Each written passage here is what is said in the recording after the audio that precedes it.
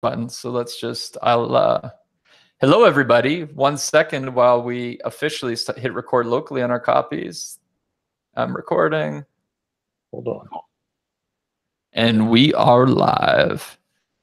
This is the CrackBerry Special Edition Year-End Spectacular BlackBerry Mobile Year-End Review and More podcast for December 21st, 2018. Ho, ho, ho, ho, ho. Hey everybody, CrackBerry Kevin here. Very excited. If you're watching this on video, you're going to be like, man, Kevin's an idiot. And you would be correct. But I'm really glad to be here today talking about the BlackBerry Year in Review with my good friends, Blaze. Hello. And Adam Zeiss. Oh my God, Adam, you've changed so much in the last 5 months. You know, dyed my hair, grew it out a little bit. Yeah. So tall and smiley and good looking. Not that Adam Zeiss wasn't before, but I feel like you're taller and more smiley. Keep digging. I'll let the audience debate the good looking. But nice to have you on the show. Our friend Adam is out today doing Christmassy things because he has a family who demands his attention. Whereas, I have a wife who's working hard and probably likes when I'm gone anyways. Or something. I can attest to that. She's much more appreciative when you're gone. Yeah, I'm fantastic in very small doses. And then it's like, when are you going on your next trip again? Because, yeah.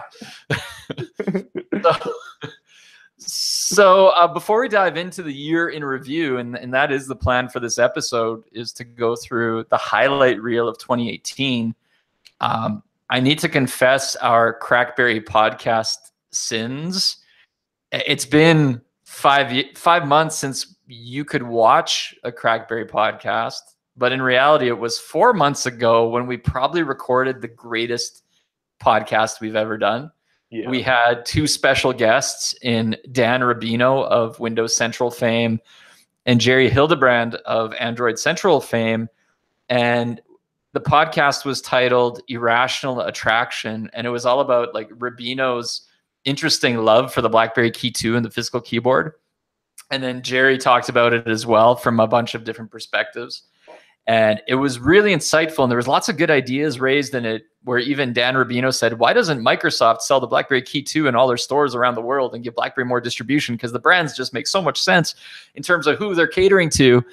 And yeah, the podcast got messed up. It was, none of us recorded our video or audio locally. My bad. That was primarily on me. And the video is there unlisted on YouTube. I can see it now. Blaze, why don't we link it up in the description on CrackBerry to this one, just in case any hardcore BlackBerry fans want to watch the remnants of it that kind of exist before it goes dead and cuts out of that. Yeah, I'll link it because and then I was so heartbroken after we screwed it up that I just couldn't bring myself to podcast for a while. And I've been living out of a suitcase out of hotel rooms for basically 3 months. So the good thing is, and take it from my word, not Kevin's word, it was literally one of the best podcasts that we've ever done, and it messed up. It was so good. We got off and we're like, yes, we're champions of the world. And then it was just like, what? It messed up and heartbreaking. So yeah. This is the soonest I've been able to bring myself to trying again, and we hope we don't screw this one up. But the good thing I'll say is, in that time away from podcasting, I have been literally living on the road, suitcases, hotel rooms, all over the place. Work has been busy. So I've been living that BlackBerry hustle lifestyle, and the Key3 has been performing admirably. And this is the original one I got in London the day it went on sale at Selfridges. And it hasn't bogged down on me at all. It has not gotten slower. It's been as solid of a phone as when I got it, which makes me pretty happy overall. So yeah, I've been putting it to real world use, and I haven't had the time to write it's going to be like a 6 month later post. Mm-hmm. But my 6 month later review is that good phone, holds up over time, would still be good if you bought one brand new today. So not that I have to do a sales pitch on this podcast, but I'm always selling BlackBerries. That's just my DNA of what I do. So I would buy a BlackBerry Key3 for Christmas if you don't already have one. And I think those you give it to, whether yourself or other loved ones, will love it.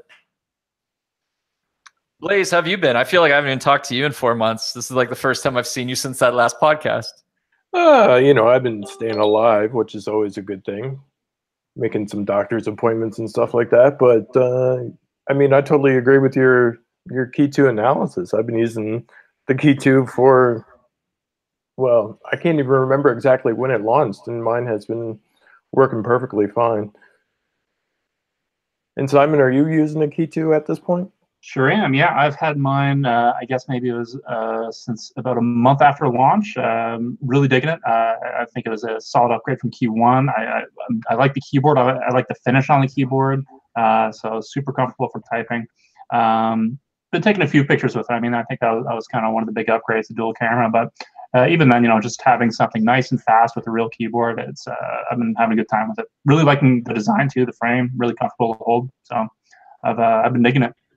So when it comes to our BlackBerry year-end awards, is the winner of 2018 the BlackBerry Key2 or the BlackBerry Key2 Le? It's a Key2. I mean, the Key2 Le. By Le, we mean the LE, aka the, I don't know, light edition, luxe edition, limited edition. I don't know. The Key2 LE it's a nice device, and it definitely has its place in the market. But when you put it up to next to the Key2 itself just feels like the more premium device. You know what I mean? And that's the way that it was. Yeah, that's the way that it was meant to be, and that's the way that it was pitched. So, I mean, that's not taking anything away from the Key2 LE. It's just it feels like a more premium device, the Key2 itself. So, in my perspective, it comes out as the top device at this point if you're going to go ahead and pick up a BlackBerry smartphone. When do you think the BlackBerry Key3 will come out? Since I know everybody who's watching this is like, if I don't have a Key2 right now, should I be waiting for a Key3? Or should I be buying a Key2? I don't know. The thing is that we haven't necessarily heard anything about the Key3 as of yet, but CES is around the corner, and I don't know. If it was at CES, we would have heard. Come on, things leak like sieves. It's got to be later. Exactly. My guess is it's like a while because the Key2 is so good. I don't think they need to rush it. It's not like, and it's not like there's other smartphone makers out there releasing phones with keyboards every 3 months. That it's like the touchscreen game where you're like, oh my God, we need that new phone every 10 to 12 months, or we're gonna be completely lost to everybody else. Yeah. So I think this thing gets stretched for a while, which I'm okay with. We saw with the Key1, they did more colors. They did isn't that how 2019 or 2018 started with the bronze edition at CES? Yeah. Yeah. So maybe there's like more life in Key2 before Key3, but I think it'll be a while. Yeah. But I do think, I haven't done any giveaways in a while, so we should just start the podcast with a giveaway. Well, what do you want to give away? A Key2 or a Key2 LE? No, I think we should give away an IOU for a Key3. Then people will keep coming back all next year being like, when is the Key3 coming out? This is very clever. This is like how we make people visit crackberry.com in January, February, March, April, whatever it takes.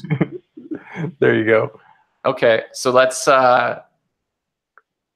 do that. Let's totally do that. We should.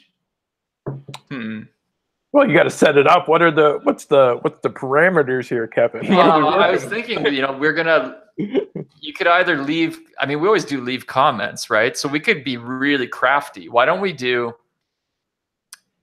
Okay, you can have up to 3 chances to win. 1, if you're on YouTube watching this video, leave a comment on YouTube and say, hey, I want to win a BlackBerry Key3 or something like that. Kevin, you look so skinny and good looking. P.S. I want to win a BlackBerry Key3. That would be amazing. 2, when we write the article for crackberry.com that has this video embedded for the podcast, leave a comment there saying, I want to win a BlackBerry Key3. Can't wait. And then why don't Blaze whip up another full contest post like we would normally do, but we won't mention the other 2 ways to enter on that one because we don't want to we want the podcast listeners to get 3 chances to win. And everybody else, suckers who don't listen to the podcast, will only get one chance to win on the main contest post. All right. And then once the BlackBerry Key 3 gets announced and available, we will pick the winner of this. And you'll be able to, in the weeks leading up to that, you know, whenever this is, I have no idea when this is, but whenever it is, just start bugging us on Twitter and in the post. When are you going to announce the winner to the Key 3? And we'll say, as soon as it's available, we'll buy one and we'll ship it to you, along with a date with Blaze if he's willing to go for dinner with the winner. I mean, it depends on how handsome you are. I feel like this is already a great podcast. We made up for our last one that we messed up because we're doing an amazing giveaway. Super exclusive. Exciting. Kevin, you posted a video not too long ago about your must-have Key 3 features. Like what kind of features are you looking forward to in the next one? Yeah, so Key 3, I mean, look, I think the Key 2 fixed so many things about Key 1 and just made it a better package and obviously like a more reliable over time package. So it checked a lot of the usage requests off the list, you know, more RAM, that kind of thing.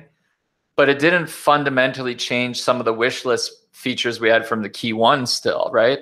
So I think there's just some opportunities to next level the phone. I think it'll raise the price point of it, which I think is okay given the cost of phones these days. Oh my God, like these new iPhones and everything have become the price of nice laptops in previous years. So what used to be like $1,000 flagship phone, I'm thinking Canadian money here now, is like, oh, that's just a mid-range phone these days. Yeah. So to me, I'm like, I think you can build. What I would do is, okay, Simon, I wasn't prepared to answer this. If you think about the Key 2, I think BlackBerry very distinctly said, we want to build a phone that's this price range. We think we can get away with like this mid-range, upper mid-range price point, but we can't justify a flagship phone right now, at least. So then they made some concessions in what they delivered to hit that price point. I think what I want to see in a Key 3 is them just build the best BlackBerry they can, but it doesn't need to be excessively stupid. But it just needs to be like, don't make price point compromises to hit some sort of target. Just charge us what it costs to build that BlackBerry, which means put an OLED display in it, maybe make it a little bit bigger. You know, it's funny, right? Key 2, when it came out, I'm like, wow, it's a big phone, or Key 1. And now you use it, and everything just grows over time. So you're like, oh, they could totally make it like, you know, don't go passport width, but maybe like split the difference between Key 2 and a passport. I don't know if I have one sitting here or not. I don't think I do. Yeah, a little taller, but not too much taller. Make it an OLED. You know, wireless charging I would love. Not that the battery I want it to die, but I just like, I don't want to have to look for a cord when I sit down in bed. I just want to throw it somewhere and, you know that it's charging. Not that I have to like find a plug to plug it in. Cameras that nobody complains about. You know, I still think the Key 2 cameras are pretty good, but I just want the camera system to be great. You know, I never want to read one complaint saying, oh, the camera's not good enough, so I don't want to buy the phone. Because I think that's one of the things you see now is you could have a lot of great features on a phone, but if the camera is bad, the great features don't actually matter. People will just be like, oh, the camera's not good enough, I don't want it. So it's not going to win you any like love if you have a good like a great camera, but it's at least not going to bury the phone from everything else. Yeah. What else would I'd love to see a built-in phone ring, but I don't think any manufacturer would take me up on that yet. The world's not ready. No. Too soon. We got to wait. I don't think you're getting that one. What else would I want to see? You know, the processor on this is not slow, but you could always go to whatever the next generation. You know, again, you don't want to put it in like a screaming processor that kills your battery life. You want to be, you know, I think they've been smart around the trade-off between fast enough but battery efficient. So whatever the latest generation of that is. I mean,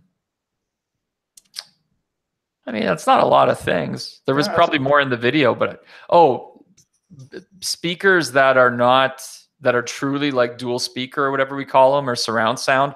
It really ticks me off that, you know, there's these two sound ports, but I forget what side it is. If I cover them on this side, like nothing's coming out of this. There's no driver there. It's just like for decoration. that ticks me off. Because if I watch videos like this sometimes, or play games like this, you cover the one port and sound gets muffled. So like if you're gonna, put it out every corner or whatever you need to do there. I hope they keep the audio jack because that's really nice still. But I hope they center it because it's a little bit off center. It drives me a little batty. Maybe some crazy features that would like. Well, no, maybe this wouldn't be the Key 3. I think the Key 3 that's like an evolution of Key 2 would be good. But if you wanted to like make people stop dead in their tracks, Mr. Mobile, wait, was it on a podcast? Did he talk about this or not? Or was this when we were drinking one night?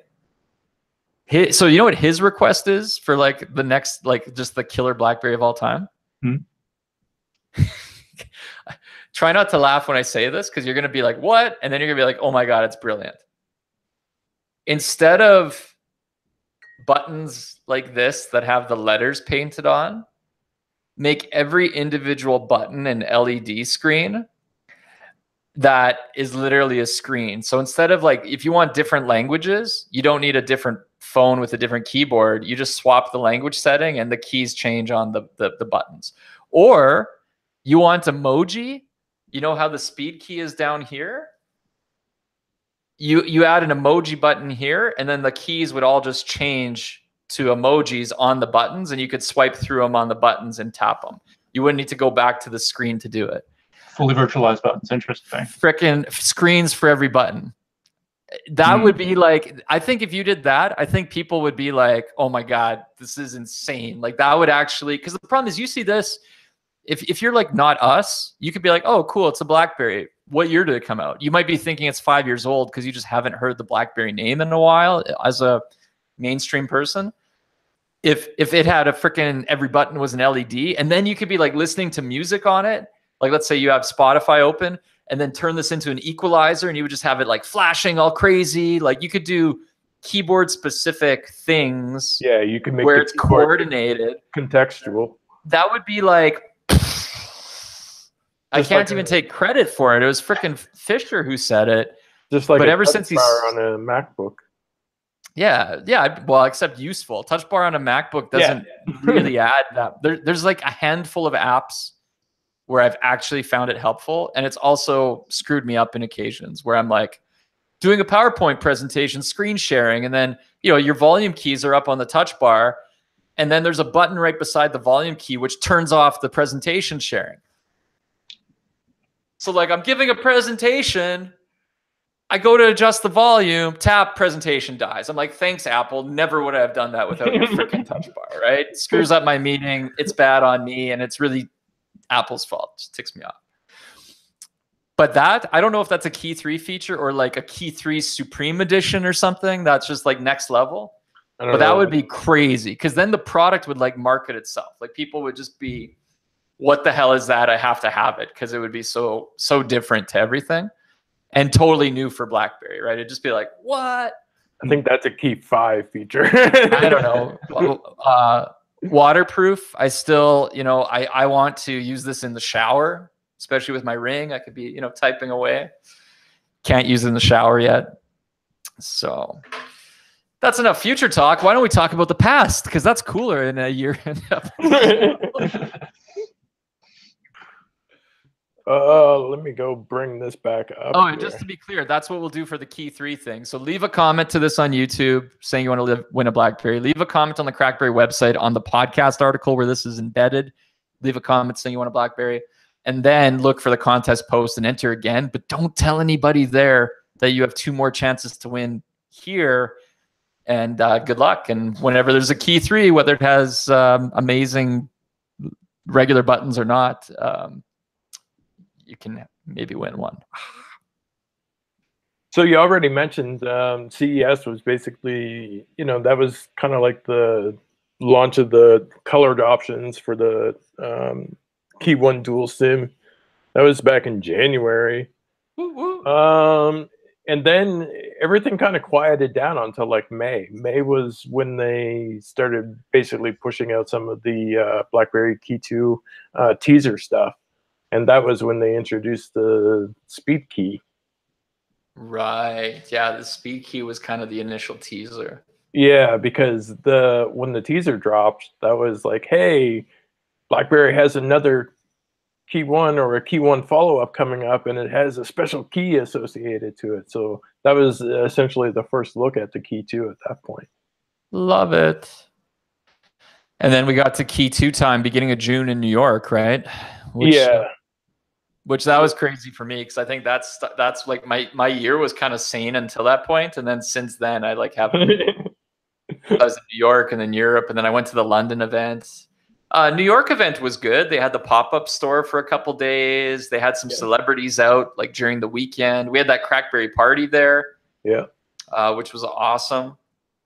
And that was kind of our first party of the year, right? Yeah. Oh no, we did one in Communitech right before that. We did like a Waterloo hometown.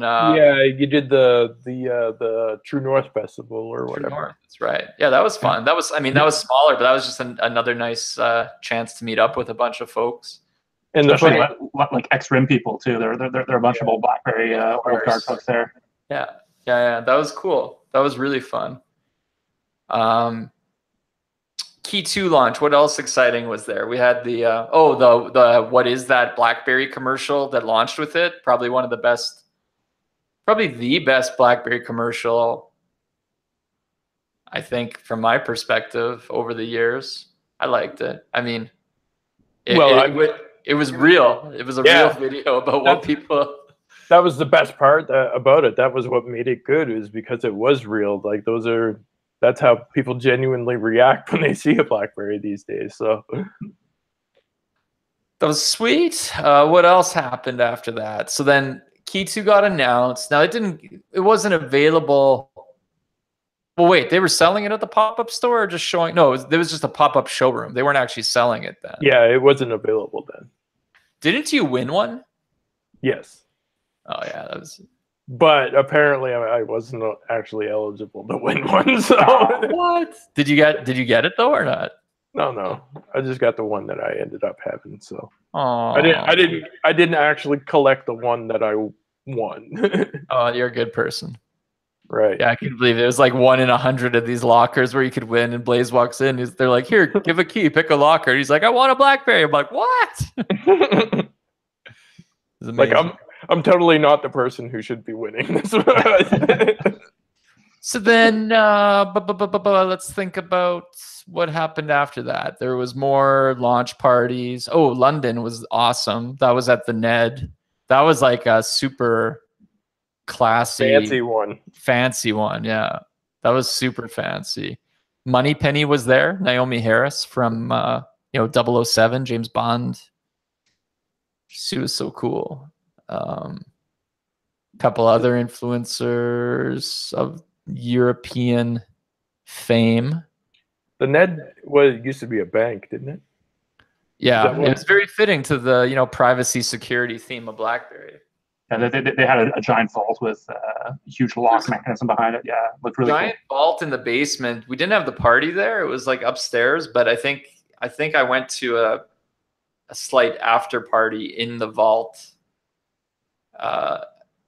And of course, when you're like underground in a giant vault, phones don't work anymore, or you don't get reception anymore. So what happened in the vault stayed in the vault. I can't tell you. And I can't show you because I just, yeah. What else do we've got? Oh, and then software updates. When did Oreo came to Key 1 at some point, right? Yeah, Oreo started rolling out to the Key 1 and the Motion like approximately around the middle of August. So it started rolling out at that point. Of course, the Key 2 launched with Oreo, so that wasn't necessarily a concern. But the Key 2, or sorry, the Key 1 and the Motion got Oreo at that point. So that pleased a lot of people because they were waiting a little bit longer for it to arrive. So. What's your take, Blaze, like from the CrackBerry community? I'm thinking like people in the forums or, on Twitter, like people who are engaged following the site.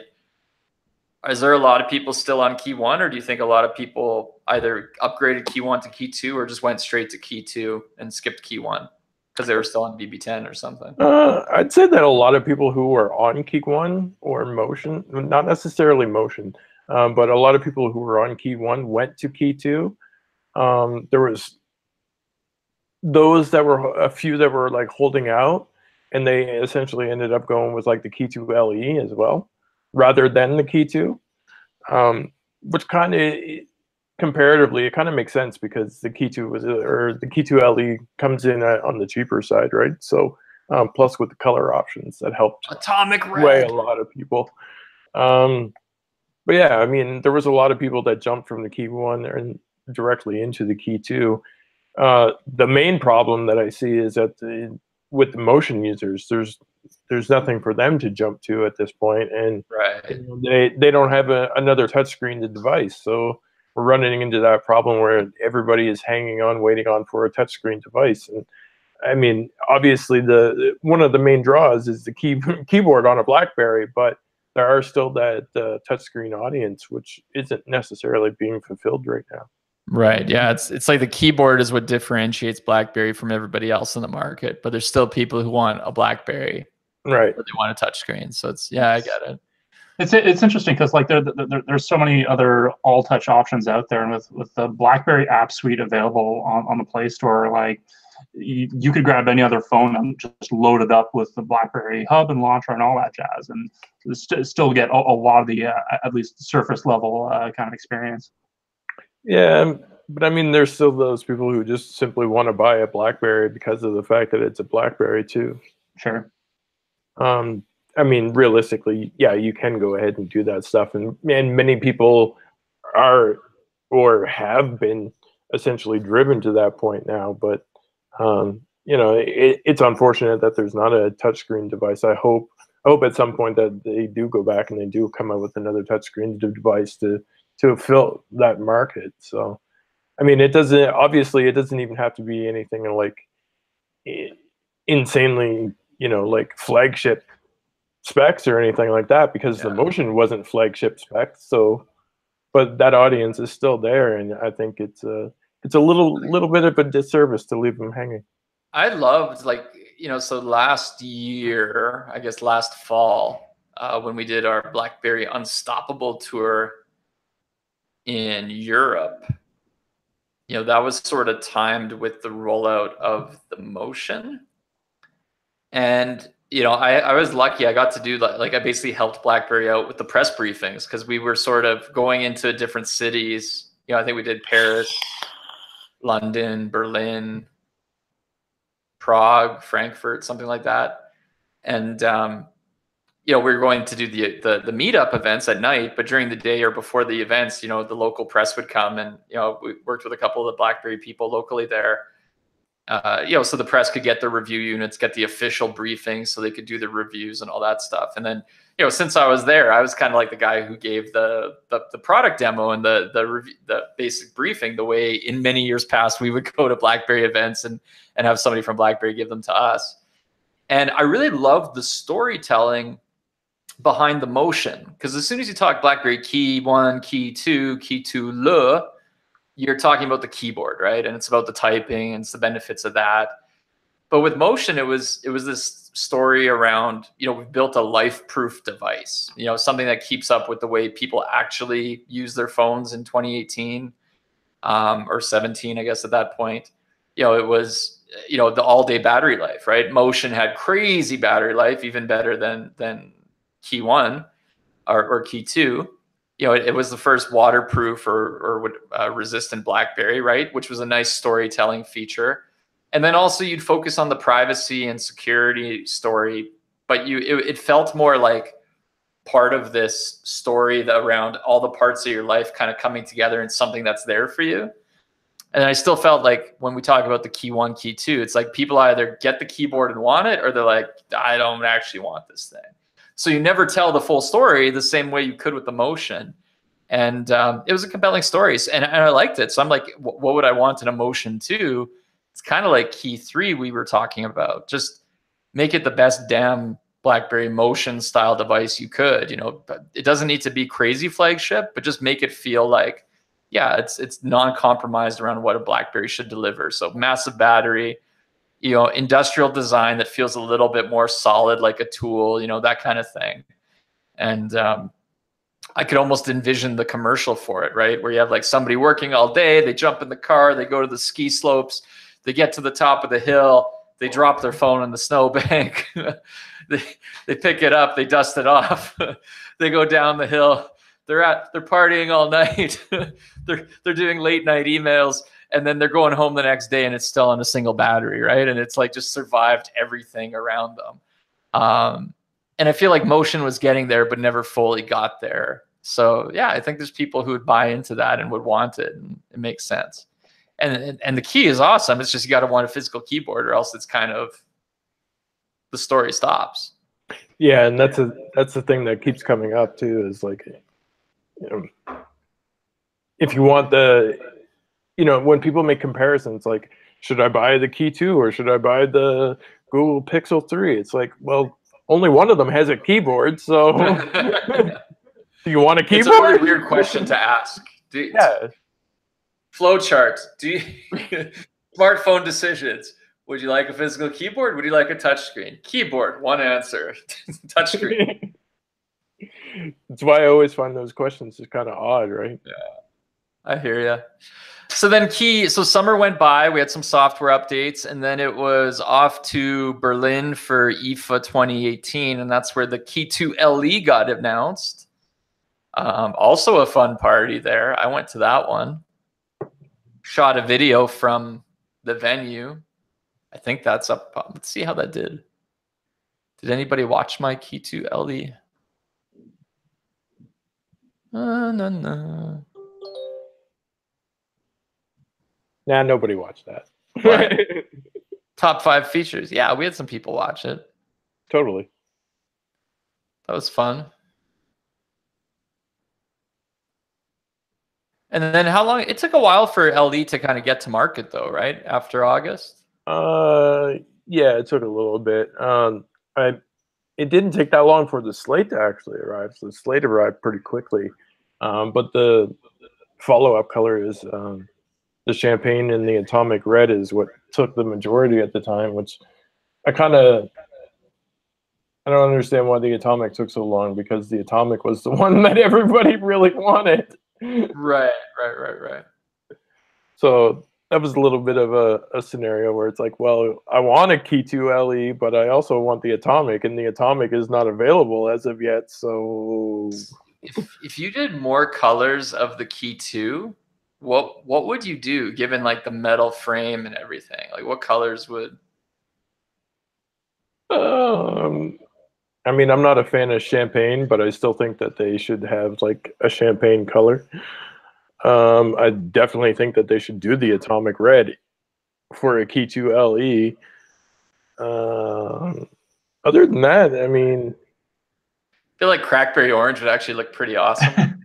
I was gonna say that, like, but I've got this mug right here. You can see the mug. Like, what if the metal was all like metallic orange? It'd be a little Halloweenish, but it would be dope. So I haven't spent a lot of time with the Key 2 LE, but the kind of main model is actually like a really dark blue rather than straight black, right? Yeah. I mean, they don't have a black one.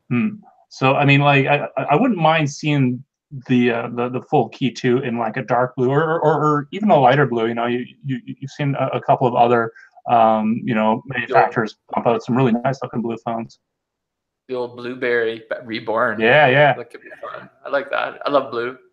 It's funny. I have this channel. I have our YouTube channel open, and I'm looking at last year's CrackBerry podcast 2017 reflections and 2018 video predictions video, and I'm wearing the same toque, aka hat, for non-Canadians. Totally random. I just got distracted. I'd be curious to watch that over again and see how many of the predictions came true. Oh my God, that's probably a horrible idea. Okay, how about if you're watching this, somebody else do that, and then in the comments, let us know what we got right or wrong. I don't want to know. Oh my God, I have no recollection of that video. I wonder what we did predict. I don't know.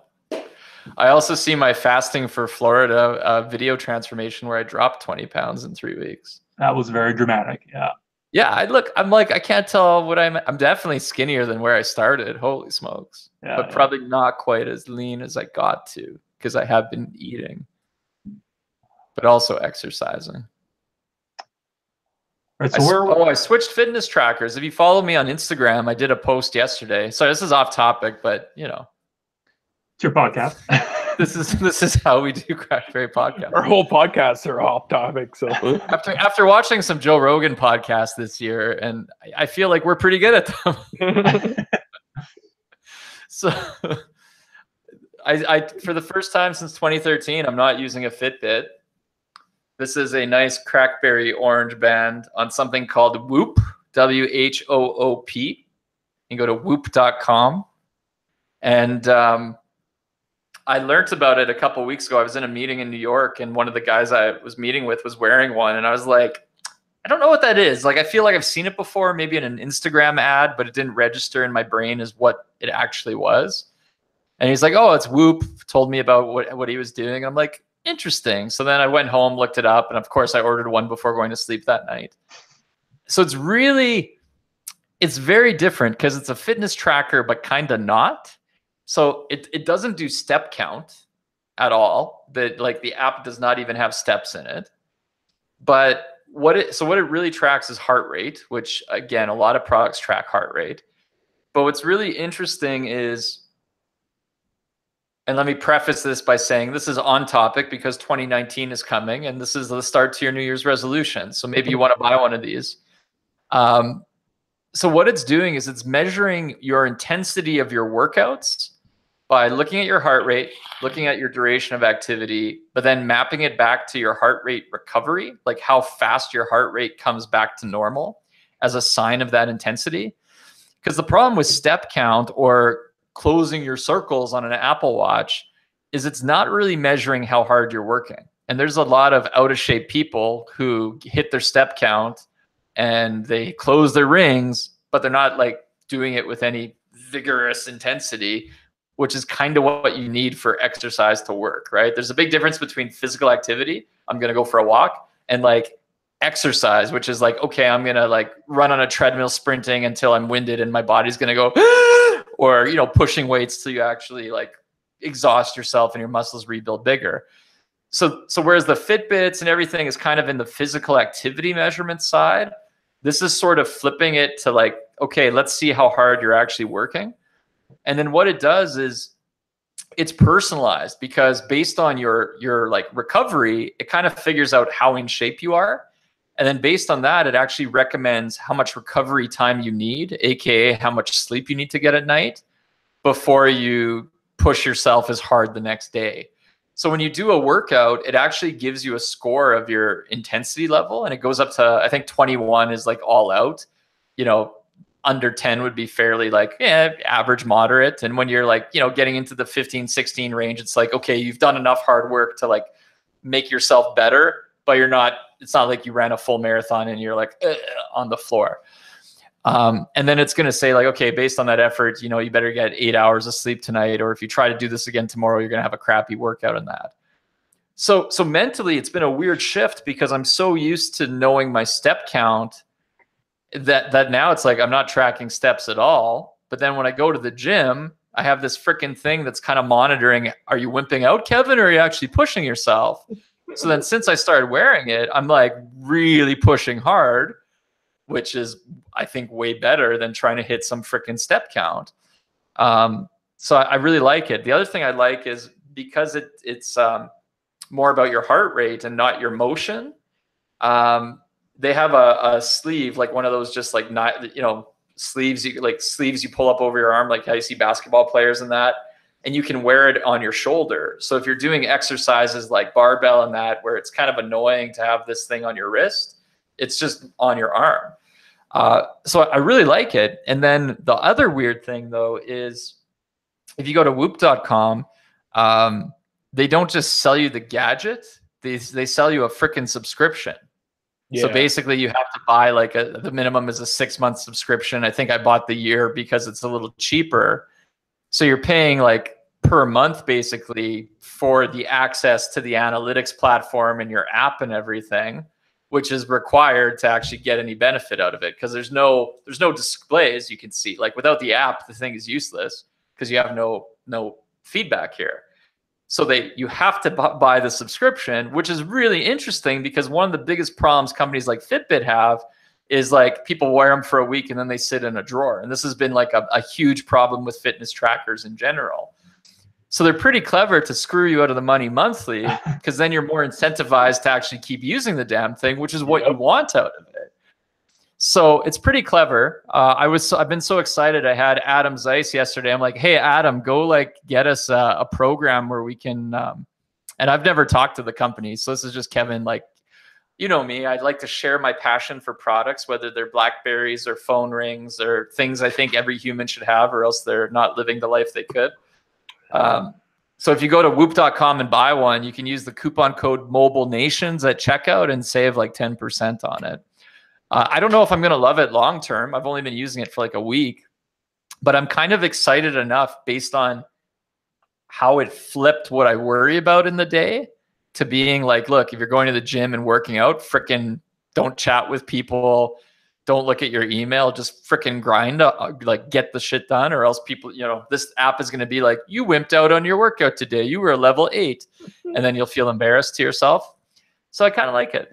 Sorry, tangent, but if you're looking for your 2019 New Year's resolution, maybe this is it. Funny enough, Android Central posted a best fitness trackers for 2019 article 2 days ago, and it did not mention this at all. So did you get hell in the comments? Not at all. I did not. But there, I don't think this is for the average person. I think maybe like the Fitbit is a better gateway drug to fitness tracking. But I always like to live like a year in the future. So I feel like, this is where it'll go if you're ready to next level it. Yeah, that's what I think. Like a Fitbit is a good start to see whether or not you're actually somewhat committed to it. And then if you find out that you're committed to it, then you hop into a Whoop.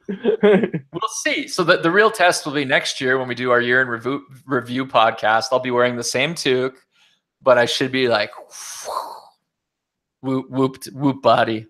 Well, Kevin's all into healthy and maybe using a Key3. So that's our predictions for 2019. Kevin's all into healthy stuff, and I'm here just to recommend Toblerone bars. Like, don't even show me that. They got these new fruit and nut ones. They're delicious. Oh my God. I love fruit and nut. Eric, my wife, loves fruit and nuts too. Got to buy one on the way home. I'm really mad at you for sharing that. You love me. You know it. So we talked a lot about BlackBerry stuff. BlackBerry like phone stuff, from via BlackBerry Mobile. What's new, Blaze, on the BlackBerry, the Canadian software security company? Any big things for the year that we should highlight? I know they bought a company recently for like $1 billion, which is like, what? It was like $1.4 billion, which was essentially their largest acquisition ever. It's a lot of money. Yeah, so they bought a company called Cylance, which does not necessarily antivirus protection, but it's like cybersecurity protection and antivirus protection all coupled into one. John Chen, they had their earnings call yesterday, and he didn't necessarily make it clear as to how they're going to go ahead and integrate Cylance into BlackBerry as of yet. But he made mention of the fact that that's going to be something that's going to be more openly discussed in the new year. So it'll be interesting. Now I'm expecting like my BlackBerry Key3, I'm going to be able to like walk up to anything like this and just be like, my phone's security smarter than yours, and it hacks systems by touch. You're like, oh, I need to break into this safe. James Bond movie. It's like,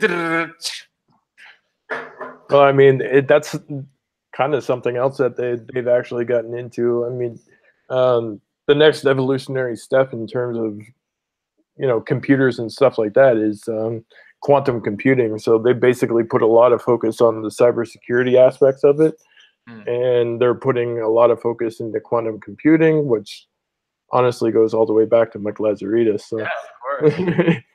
I was going to say, this is brilliant. So Mike Lazaridis is going to create the machines that hack with his quantum computing like school. And then BlackBerry today is going to build the software that tries to prevent the quantum computers from like hacking everything else because it's so fast. It's a full loop. And then Mike L is going to be sitting on a pile of cash and being like, I owned it all. Playing the long game, yeah. Yeah. And then we're just going to be like, so do the buttons feel good? But I mean, I like that tactile feedback. In the grand scheme of things, I mean, when you look at the software side of things for BlackBerry has, you know, John Chen's been doing pretty good with it. I mean, obviously, there's going to be analysts that are going to go ahead and say, no, he's doing a terrible job because of the stock price and everything like that. But he's maintained everything. So, What with the stock price? Yeah, I mean, their revenue has increased year over year, and they're out there buying companies and making things work. And ooh, maybe don't look at your stocks. I just opened it up, and everything is going red and down right now today. Like, whoa. Well, Yeah, that seems horrible. I think that there's a big dip in the Dow just in the last day or two. That might be part of it. I don't know. We need Chris Umiastowski to join us and tell us what we should do with our money. He's going to tell you to buy nothing but Tesla stock. No, that's like, I feel like maybe he wouldn't say that now. Too many haters in the mix, you know, compared to a few years ago. Maybe, but he's still pretty hard on Tesla these days. Yeah, you got to be. Look, I always have one rule with this. I think I've said this on previous podcasts, so I'll give you my Kevin stock advice, but don't take this as actual advice because it's probably some legal thing I'm not supposed to say. Tech investing is really easy, in my opinion. You basically ask the question, if this company ceased to exist tomorrow, would anybody actually care, right?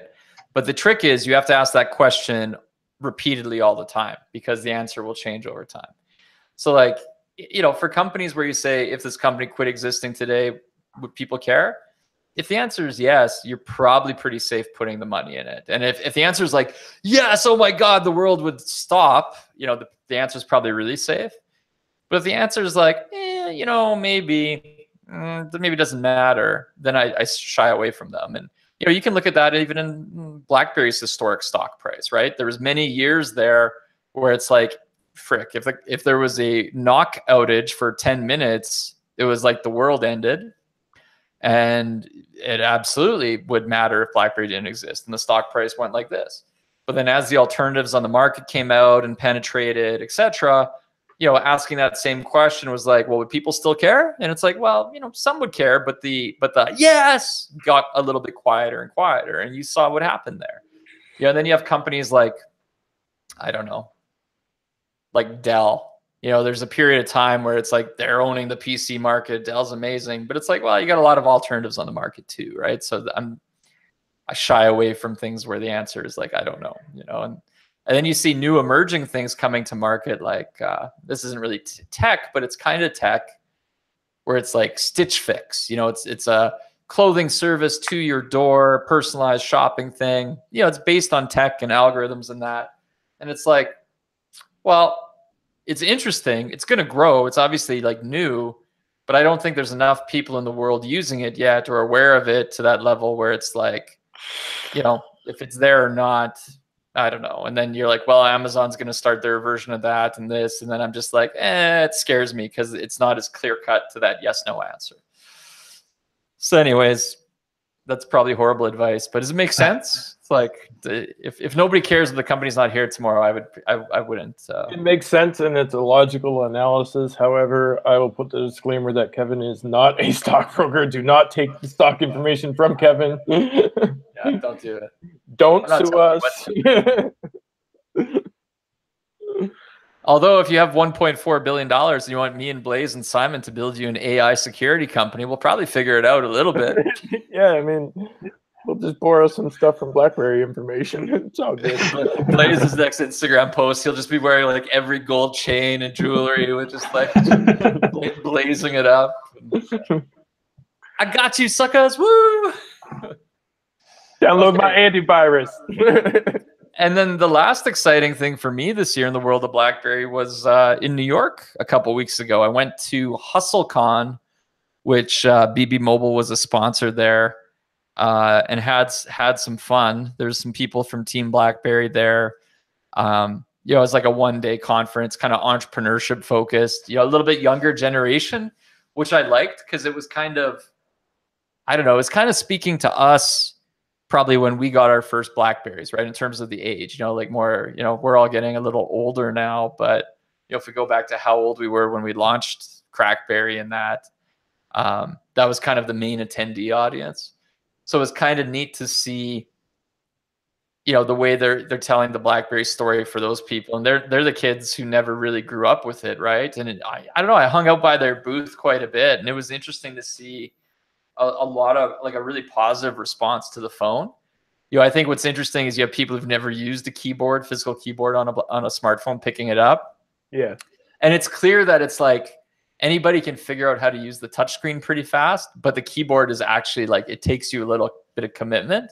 Yeah. But people kind of like it too. It's like, oh yeah, I'm feeling it. But I can't tell always if it's like, is it a novelty or is it actually they're getting that there's benefits? Like it's actually better once you get through the hump and you start to use it. But it'd be interesting. See, I would like to have like a group of people that are fit that scenario that have never used a BlackBerry before. And just give them a BlackBerry Key2 and never use the QWERTY keyboard or anything like that. You know, 5, 10 people, whatever it may be, and go ahead and collect their feedback and how they feel about it and create content and stories and gather information based off of that. Like that generation of people who have never used a QWERTY keyboard device before and see how they would pitch it. Like in that exact example, like the young entrepreneurs, the young hustlers, the people that are just out there doing that, and see what they come up with, because it like we no longer fit that scenario anymore because we've been so involved into the ecosystem at this point. I want to hear their opinions on it. Yeah. No, I like that thinking. I'd like you to run the session though. I think it'd be cool to have Blaze administering anything to a group of individuals at once. I don't know about that. Be like, here we go. Here's some purple Kool-Aid, and here's a bunch of blackberries, and here's some other things. Go. No, I don't even know where I'm going with that. I'm just trying to be funny unsuccessfully. Ha ha ha. No.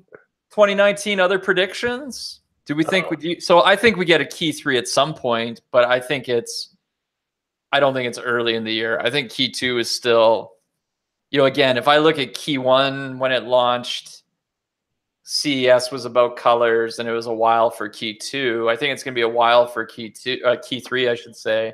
Yeah. But even maybe longer, because I just think the phone is better. Like it'll last. The experience out of the box is going to be good for a long time, and it's not letting me down at all. So I think it seems to have shelf life, right? Which is great. I'd expect to see some sort of, you know, leaks or some sort of information turn up like around March, and then let it flow for like 3 months, and then we see the actual stuff start flowing. Do you think full touch though? Do you think we get a motion follow up, or it's all about the keyboard? Unfortunately, I think it's all about the keyboard. Okay. What else could we see happen? A quantum-powered AI security impenetrable phone? Hey, no. whatever happened? I just realized BB Mobile or BlackBerry Mobile India or what is it? BB Optimus Mobile. Did they ever release that touchscreen one? They released the BlackBerry Evolve. I never got one. They were supposed to send me a review unit, and I never actually got one, so I've never held one. I never got one either. Is it good, or what was the reaction to it? Let's just say that they haven't exactly put behind any marketing muscle behind it at all or anything like that. So, and with it solely being only available in India, it's a limited response. I mean, you can get it outside of India, but it's not, you know, North America. It's not meant for the North American market. It won't work in North America. But it won't work here even. Yeah.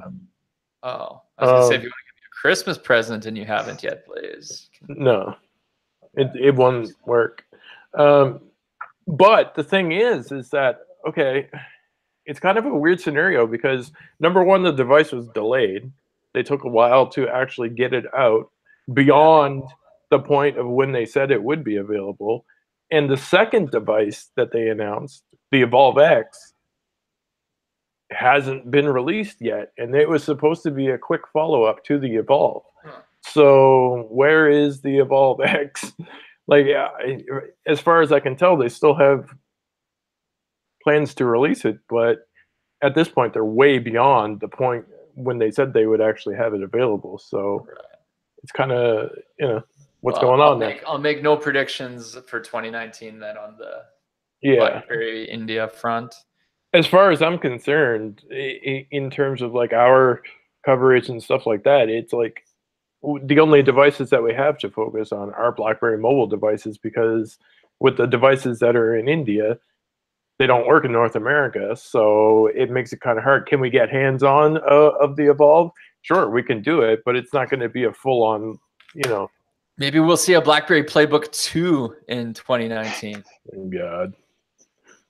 Why not? Running Androids? I mean, going back to talking about... Talking tablets, I did buy the iPad Pro. Did it come bent? What? Did it come bent? It didn't come bent, but I'm giving it to my wife and going back to my old iPad because they took the frickin' headset port off of it. And then, where I like to use an iPad is often on airplanes. So I have my, trusty Bose QC20 in-ears, which have great noise canceling. And if I want to watch a movie on the entertainment thing, I can plug into their system. If I want to watch on my iPad, because there's, maybe there's no TV on the airplane or whatever, then I can plug into my iPad. Now all of a sudden it's like dongle freaking life for an iPad. And I'm like, that's kind of like a laptop, the way you use it. I got the keyboard with it because then I can sit it down. And even if I want to work a bit, it's, smaller than busting out my 15-inch laptop. But the 15-inch laptop at least has an audio headset thing on it. So now I'm just like, I don't know. I don't understand. It ticks me off. Like, it actually ticks me off. And then it's kind of like, well, I guess they want to force you to Bluetooth everything, which would be okay. But then the airplanes don't have Bluetooth on them to connect, to their system. So now I'm using their crappy, so now I've got to travel with multiple sets of earphones or headphones, like one Bluetooth set, one wired set. Because I don't want to use the crappy free ones they give you on the airplane for their thing. You can get adapters for standard headphones that basically make your standard wired headphones Bluetooth. But again, it's still another dongle you have to carry around. I don't have to have the freaking dongles all over. Like, it's just, and that's even what I do in this thing now. I keep, this is one dongle because my MacBook doesn't have anything but USB-C ports. So this gives me a regular USB. And then I have one of the old adapters, and I have one of the new adapters to micro USB-C. And it's just like it's freaking annoying. I'm like, really? Aside from the cost, that's why I'm still using a 2015 MacBook, because it has all the damn ports. Yeah.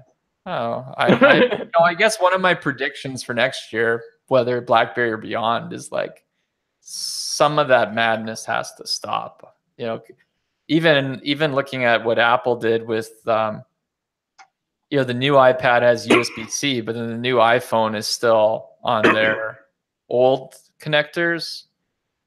So my wife's like, what? I can't charge this with this and this because it's not on this. And it's like, yeah, no, it's a little bit ridiculous. It's a little, yeah, somebody's got to give him a hard time. Rene Ritchie does. He has his new Vector YouTube channel in 2018, and he's pretty epically, I don't even know. He's like an analyst / professor on it, but I watched one the other day because it was like all of Apple's mistakes this year. I was like, ooh, that's good for him to do that. I like it when he does that, because then you see the balance of people who like call him a hater Yeah. And then you also see the balance of people who are like, "Oh, you're nothing but an Apple apologist," when he's really balanced in between.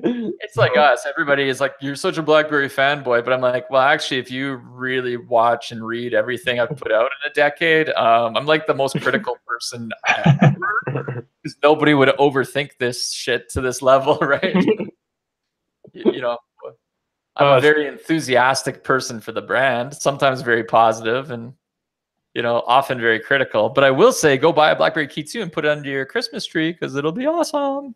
Or a Key 2 LE, because the Key 2 LE is cool too. Key 2 look.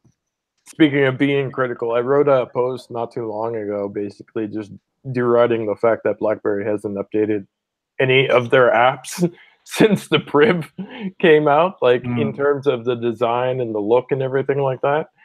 And then a couple of weeks after that, they went ahead and released all new apps in beta form. So I'm going to totally claim credit for that one. I think you should. So Blaze, secret CEO of BlackBerry Limited.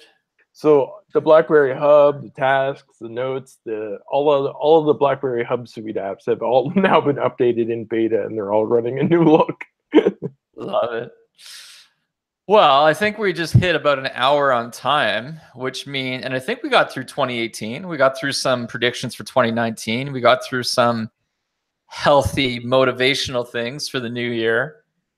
We did a contest giveaway. Don't forget, go enter for your chance to win an IOU for BlackBerry Key 3. I don't know if we could make this any better of a podcast. We should just stop. Sounds like a good plan. Do it again next year. The end? Is that it? Yeah, I think that's it. Other than that, I mean, we just do the happy holidays to everybody. Wait, I forgot. I asked on Twitter this morning if anybody had questions, and I've not actually looked at that. Uh-oh. Might be here another 2 hours. Lots of questions there. Oh, boy. Okay. Sorry, we are not done yet. Now from the CrackBerry community. I asked for topics you want the team to discuss. I think we covered a few of them. Priv 2, we did not cover. Will there be a BlackBerry Priv 2 next year? As in a slider phone? It's interesting because sliders in some sort of sense are making their way back into the market. So here's a Priv 1. Could we see a Priv 2? It's pretty nice, actually. I don't know about that. I think there's something to be said for the slider form factor, but I think more way back to the Torch than the Priv. Just in terms. But what if this had LED buttons underneath, so you have a full touch, and then you're like, wow, crazy. Okay. Huh. This is from Ted Ferguson. He's like, I got a lot of attention on this. How about considering it, Kevin? I know you guys aren't a fan of the Priv. No, I actually love the Priv. I hate that it overheated in my pocket and gave me burns on my legs, and that the battery died by 3 p.m., which was a very un-BlackBerry thing to do. Otherwise, I was okay with it. And the keyboard was a little shallow. It didn't feel like But I think a properly built Priv 2 I would actually love. So sure, bring it on. Priv 2 next year. Talk about why the Key 1 is such a bad phone. After 10 years of loyalty, I finally left BlackBerry because the phone was so bad. Wow. That was from commenter Trust No One. Oh, wait, that's a weird username. Is he just trolling us? So I disagree with that. I thought the Key 1 was super solid compared to previous BlackBerries. I think it just got a little bit slow after 3 or 4 months. But like Black One, especially Black Edition, though, with the extra gig of RAM, I never really felt it ever was a problematic phone at all. And the camera was super solid. No, I think that's part of just basically like general Android problems that people just attribute to the device. And the thing with the Key 1, over a long period of time, yeah, it did tend to slow down to a certain point. But the thing with that is that if you bought the regular Key 1, it did require a little bit more self-care and maintenance between it. Like you had to go ahead and clear out the caches, and you had to go ahead and clear out some of the junk files. Maybe that was part of it. Is I'm like a habitual app closer on every phone or product I use. So. Yeah, and that's the thing, is that like not everybody uses their phone in the exact same ways, right? Like there's been times where I've come across like posts in the CrackBerry forums where people are like, "Oh, my phone is so slow." Well, it's like, have you cleared out the cache? Like, how many browser tabs? Oh, I've got 57 browser tabs. Well, come on, man, you got 57 browser tabs open. Yeah, exactly. So the rest of the comments I'm going through here. So people want us to talk about Priv 2, Key 3, or Motion 2. So we've kind of done that. I have a few more people complaining about Key 1 stuff, but I feel like that's in the past. Oh, you know what? That prompts a topic, though. So one person's complaining about the antenna and call reliability here. We've talked about that before because I really think it depends where you are. Like, I always found it fine, but it just might be between where I live, drive, wherever. I've never really had an issue. One thing I found super weird is Key 2 Bluetooth connectivity. I know some people have complained, myself included, that like the range of the Bluetooth or the way it connects with certain devices doesn't seem as, up to par for what you'd expect. And I have the Bose Sound Sport Bluetooth earbuds, which I freaking love. They stick in your ear like crazy, whether you're like jumping rope or anything. But what I found really strange previously was often I'd get like a little bit of range drop, even if I wasn't that far away. Like I could be doing, say, chin-ups where my arms are like this, my phone is over here like 10 feet away. But because Bluetooth signals don't like traveling through water, just my arm blocking my ear is enough for the range to kind of drop. Or at the gym I regularly go to, if I run to the bathroom and leave my phone out in the gym, kind of where I leave my gym bag, I guaranteed the ear, like the music would stop in my earbuds when I went to the bathroom. I was traveling. I got that. I came back home, so I've been back in my gym, and I got that software update, and now all of a sudden I have none of these issues anymore.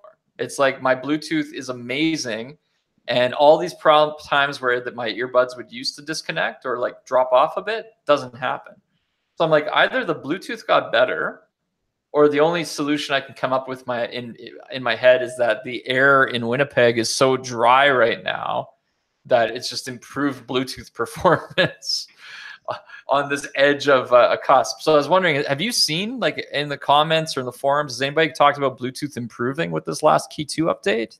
No, I haven't seen anybody actually say that it has improved. I have come across people who have experienced the same issues that you were having before the update, though. I don't know. All of a sudden, my Bluetooth like is noticeably better, and I've tested it multiple times this week. I'm like, weird. This stuff would have dropped off before, and I just kind of tolerated it, and now I'm like, oh, it's all working perfectly. So I'm super confused, but I ain't complaining about it. Okay, other questions. BlackBerry trade program announced in December 2017. Yeah, but who announced that? That was obviously, was that BB Mobile or was that BlackBerry Limited? That was BlackBerry Limited, and I don't think that they fully had any conversation with BlackBerry Mobile at that point. I think they just kind of went rogue and posted that. Okay. That's my belief anyways. Somebody's asking about, can we talk about the software update/upgrade for the BlackBerry Passport? I think the upgrade is called the Key 2 or Key 2. Listen, I mean, there's no better way to put it. If you're still running a BlackBerry 10 device at this point and you're looking for something better, then go ahead and get yourself a Key 2 because BlackBerry 10 is next to done at this point. I mean, if you're still using it and it works for you, great. But if you have complaints about it, it's time to move on, man. Cool. I think looking through the rest of the questions, we've addressed most of them here. So a little bit more Key 3, looking ahead stuff. What's BlackBerry need to do to be, relevant and attention getting again? I think we answered it. They need to throw freaking LED buttons on the keyboard, a killer camera. Do you want a notch in your BlackBerry Key 3 or do you want no notch? I want the circle. So you want the new circle thing in the top, the punch hole. You want the punch hole. Yeah, the punch hole. I don't want the notch. No notch. No universe. I don't. Here's the thing. I want the notch if it gives me a freaking amazing camera. If it doesn't give me a freaking amazing camera, then I want the punch hole. Okay, fair. I like it. So with that, I think we should wind down 2018. We thank you for supporting CrackBerry this year, listening to our podcasts when we did them, watching our videos when we did them, reading our articles when we wrote them.